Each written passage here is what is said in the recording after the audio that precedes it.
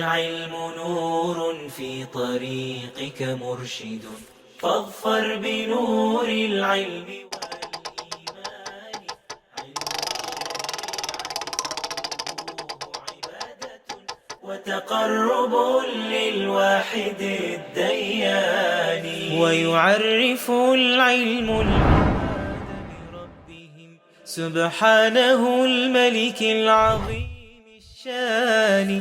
أسماؤه حسنى كذاك صفاته عليا بلا.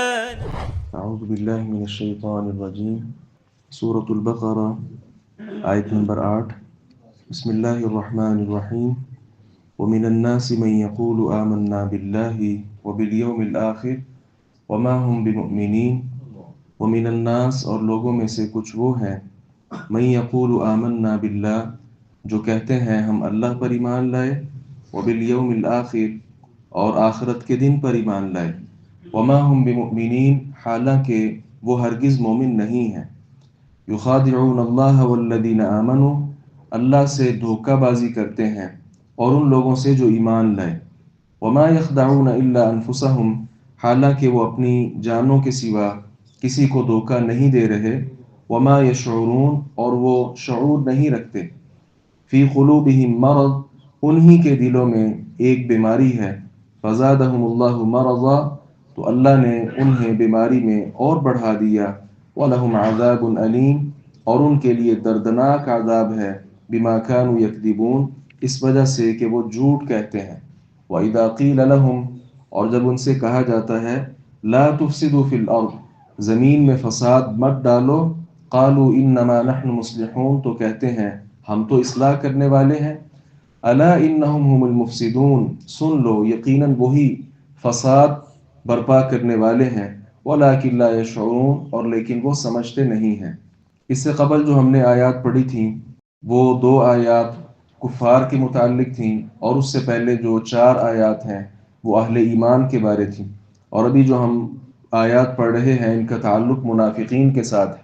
نفاق کا آغاز کیسے ہوا؟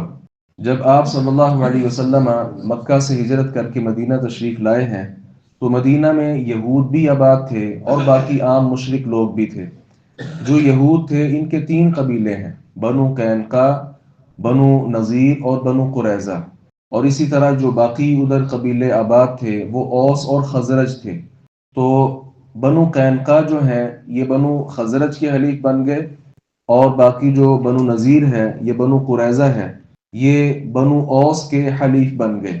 اس طرح اوس اور خزرج بھی آپس میں ان کی لڑائی جھگڑا تو خیر رہتا ہی تھا، لیکن ایک وقت ایسا بھی آیا تھا کہ عبداللہ ابن ابی چونکہ اس کو سمجھدار آدمی سمجھا جاتا تھا، تو اوس اور خزرج یہ دونوں ہی عبداللہ ابن ابی کو اپنا بادشاہ ماننے کے لیے تیار تھے، لیکن جب اسلام کو اللہ رب العزت نے غلبہ دیا اور خصوصاً پیغمبر علیہ السلام یہاں مدینہ میں تشریف بھی لے آئے تو ظاہر ہے پھر سرداری اس کو تو نہ ملی، بلکہ وہ مقام و مرتبہ آپ صلی اللہ علیہ وسلم کا لوگوں نے پہچان لیا، اور حتیٰ کہ اوس اور خزرج یہ دونوں قبائل ہی مسلمان ہو گئے، تو پھر دونوں نے ہر طرح کی جو سرداری ہے وہ آپ صلی اللہ علیہ وسلم کو ہی اپنے لیے سمجھا۔ تو اس کے ساتھ جب اس نے دیکھا کہ اسلام بہت زیادہ زور پکڑ گیا تو عبداللہ ابن ابی جس کے دل میں وہ لالچ، وہ طمع، وہ عہدے کی طلب، وہ سرداری کی ہوس، یہ چیزیں ایسی تھیں کہ جس نے اس کو اس بات پر مجبور کر دیا کہ وہ اسلام کے خلاف زہر اگلنے لگا۔ تو یہ عبداللہ ابن ابی سردار تھا منافقین کا، اور اس کے ساتھ کئی اس کے چیلے چانٹے بہرحال وہ موجود تھے۔ نفاق جو ہے اس کی 2 قسمیں ہوتی ہیں، ایک نفاق اعتقادی ہے اور ایک نفاق عملی ہے۔ جس شخص نے اپنے دل کے اندر کفر چھپا رکھا ہو اور بظاہر اس نے اسلام کا لبادہ اوڑھ رکھا ہو، ایسے شخص کو منافق اعتقادی کہا جاتا ہے کہ وہ اعتقادی طور پر منافق ہے۔ تو یہ جو ہم 13 آیات ابھی پڑھیں گے، کچھ آج اور کچھ انشاءاللہ آئندہ، تو یہ آیات میں جو تعلق ہے وہ نفاق اعتقادی کا تعلق ہے۔ آپ صلی اللہ علیہ وسلم سے صحابہ کرام کہتے تھے کہ ہم ایسے لوگوں کو قتل ہی نہ کر دیں، صحیح مسلم کی حدیث ہے، آپ نے فرمایا کہ نہ قتل نہ کرو ان کو، یتحدث الناس ان محمدا یقتل اصحابہ، لوگ باتیں کریں گے کہ یہ محمد صلی اللہ علیہ وسلم اپنے ساتھیوں کو خود ہی قتل کر دیتا ہے، لہذا ان کو مارو نہیں۔ لیکن اس کا یہ مطلب نہیں کہ آپ صلی اللہ علیہ وسلم یا صحابہ کرام کو ان کا پتہ نہیں چلتا تھا، بلکہ صحیح ایک اور روایت بھی ہے، آپ صلی اللہ علیہ وسلم فرمایا مثل المنافق کمثل الشاة العائرہ، جو منافق ہے اس کی مثال اس بکری کی طرح ہے کہ جو دو ریوڑ ہیں اور سانڈ کی طرف جفتی کے لیے کبھی اس ریوڑ کی طرف بھاگتی اور کبھی اس ریوڑ کی طرف بھاگتی۔ دیکھیں کتنی گندی مثال ہے۔ تو یہ مثال آپ صلی اللہ علیہ وسلم نے منافقوں کے لیے دی ہے، جبکہ اہل ایمان لیس لنا مثل السوء، نبی علیہ السلام نے فرمایا ہمارے لیے بری مثالیں نہیں ہیں۔ تو اہل ایمان کے لیے بری مثال دینا یہ منع ہے، لیکن منافق کے لیے ایسی مثال خود رسول اللہ صلی اللہ علیہ وسلم نے دی ہے۔ تو یہ وہ لوگ ہیں جنہوں نے اپنے اندر کفر چھپا رکھا ہے اور اوپر اوپر سے اسلام کا لبادہ اوڑھا ہوا ہے، ان کو منافق اعتقادی کہا جاتا ہے۔ اور دوسری جو قسم ہے وہ نفاق عملی کی ہے، کہ ایک آدمی سمجھتا تو ہے کتاب و سنت یہ اصل اسلام ہے، لیکن وہ اس کے اندر بہت سی ایسی علامات ہیں جو منافق میں ہوتی ہیں۔ وہ جھوٹ بولتا ہے اور وعدہ خلافی کرتا ہے، اور اسی طرح وہ خائن ہے اور بات بات پر وہ جھوٹ بولتا ہے، اور اسی طرح جو دیگر آپ صلی اللہ علیہ وسلم نے چیزیں بیان کی ہیں کہ جب اس کے پاس امانت رکھی جائے تو اس میں وہ خیانت کرتا ہے، اور اگر کوئی لڑائی جھگڑے کی نوبت آئے فوراً گالن گلوچ کرنے کی کوشش کرتا ہے۔ تو یہ وہ چیزیں ہیں کہ وہ انسان خود سے متردد ہوتا ہے۔ تو بہرحال جو نفاق یعنی اعتقادی ہے وہ شخص تو پکا ہی کافر ہے، کوئی شک نہیں، لیکن جو نفاق عملی ہے بہرحال ایسے انسان کو مزید سمجھایا جائے گا۔ یہاں ایک اہم مسئلہ یہ بھی ہے کہ آج کل کیا طریقہ ہے نفاق کی پہچان کا۔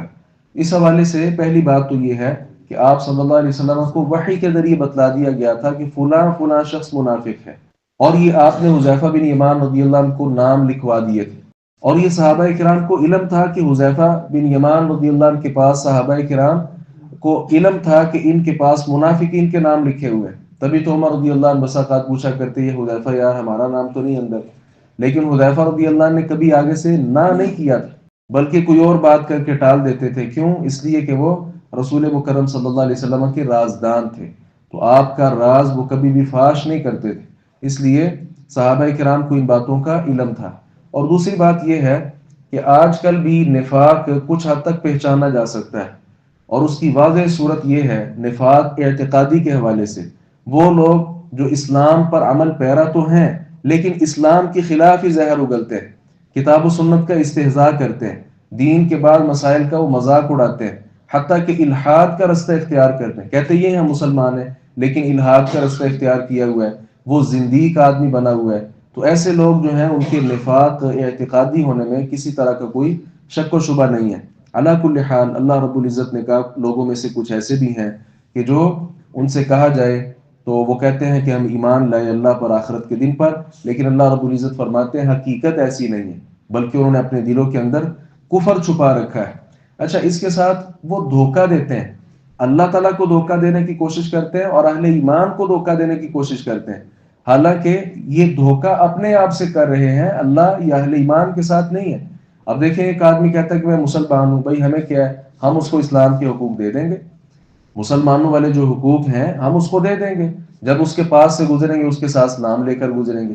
تو دنیا میں اس نے اپنے آپ کو مسلمان ظاہر کیا، ہم نے اس کو مسلمانوں والے حقوق دے دیے، اپنی مسجد میں داخلہ اس کا کر دیا، وہ آ رہا ہے پہلی صف میں بھی بسا اوقات نماز ادا کر رہے ہیں، سارا کچھ ہو رہا ہے، اس کے ساتھ رشتے ناطے چل رہے ہیں۔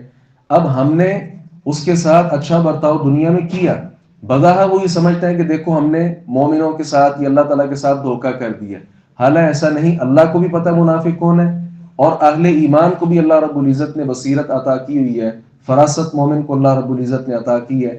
اصل یہ دھوکہ اپنے آپ کے ساتھ کرتے ہیں۔ وہ کیسے؟ دنیا میں تھوڑی سی لالچ حاصل کرنے کے لیے اپنا کفر جو ہے اپنے اندر رکھتے ہیں، ایمان کو ظاہر کرتے ہیں، چلے دنیا میں ان کے ساتھ اچھا برتاؤ کر لیا گیا، لیکن جو حقیقی زندگی آخرت کی ہے وہ ساری کی ساری زندگی کیا انہوں نے اپنی داؤ پر نہیں لگا لی؟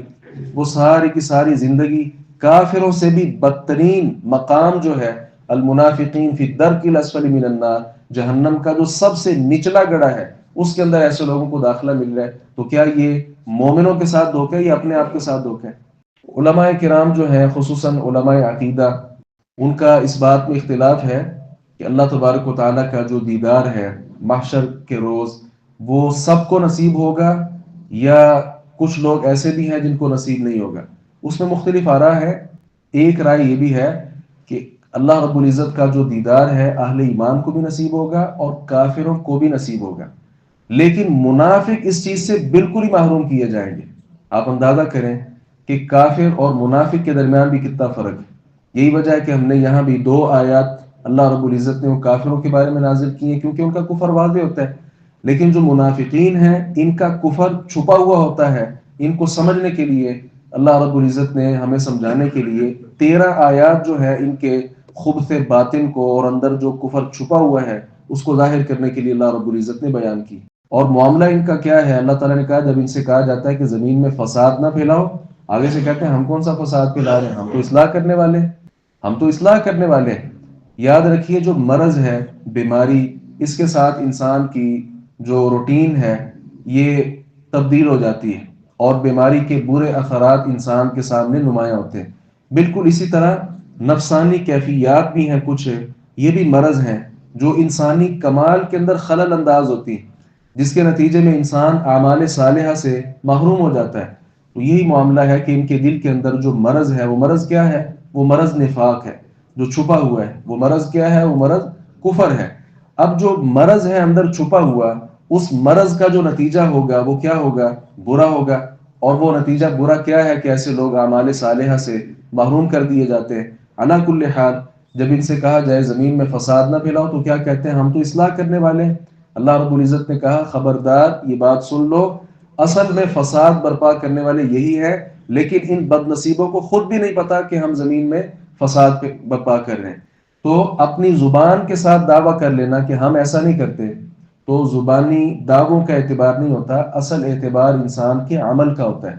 اب چور ڈاکو کہتا رہے کہ دیکھو جی میری نیت ایسی نہیں ہے، بلکہ میری نیت اپنے گھر والوں کا پیٹ پالنا ہے، میں گیا میری دیہڑی نہیں لگی، یہ ہوا وہ نہیں ہوا، اب میرے لیے رستہ آسان ہے۔ اب وہ زبان کے ساتھ جو کچھ مرضی کہتا رہے، لیکن اس کا جو عمل ہے چوری کرنا یا ڈاکہ ڈالنا، یہ عمل کیا ہے؟ فساد فی الارض ہے، یہ زمین میں فساد ہے۔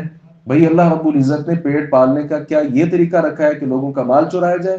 یہی معاملہ منافقین کا ہے کہ ان لوگوں نے فساد کا رستہ اختیار کیا ہے۔ جب ان سے کہا جاتا کہ اصلاح والے رستے پر آؤ، کہتے ہیں ہم تو اصلاح کرتے ہیں۔ تو یہ منافقین کا طرز عمل ہے جو اللہ رب العزت نے ان آیات میں بیان کیا ہے۔ بقیہ آیات انشاءاللہ آگے بھی آئیں گی۔ اللہ تعالیٰ سے دعا ہے باری تعالیٰ حق بات کو سمجھنے اور اس پر عمل پیرا ہونے کی توفیق عطا فرمائے۔